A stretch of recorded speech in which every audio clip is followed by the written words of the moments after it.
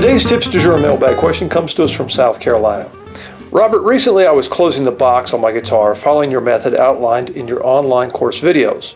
Somehow, the back slid off the center line. It isn't much, but it is noticeable. Is there a way to prevent this in the future?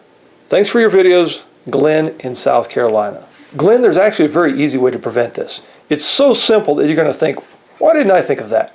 The back or the top sliding off the center line during glue-up can look really bad, especially if there's a nice decorative center strip or purfling lines on the end wedge of the guitar.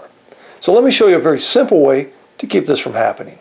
So here's a guitar I'm working on. It's got a very nice little inlay here in the end wedge that's got a purfling line on it that matches the inlay on the back. And I would really like to keep those aligned as I glue it up, because that would look really bad if it was just a skosh off center to the left or to the right. So here's a very simple trick. Just take a small little block of scrap wood, this is actually a piece of an old back brace, and glue it right to the side and then put a nail in it to hold it. And let me show you how I do that.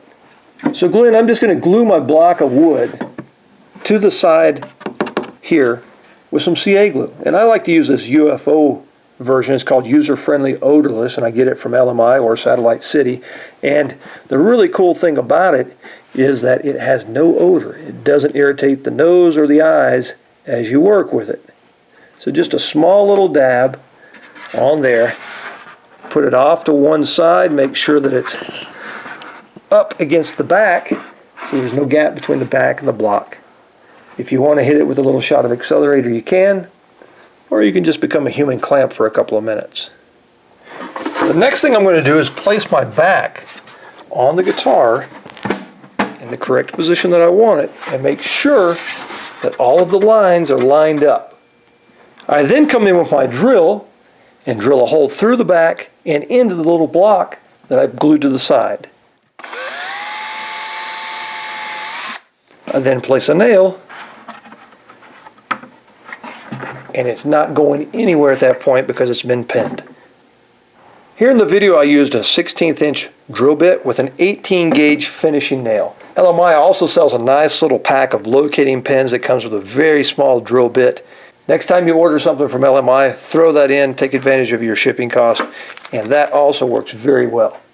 So with the back in the correct position and pinned so it's not going to skate off, I'm now ready to close the box. Once you're done with your glue up, just pull the pin out, come in and just chisel the piece off. Sometimes it pops off in one piece, other times you just have to kind of chisel it down right to the side, but it comes off very easily.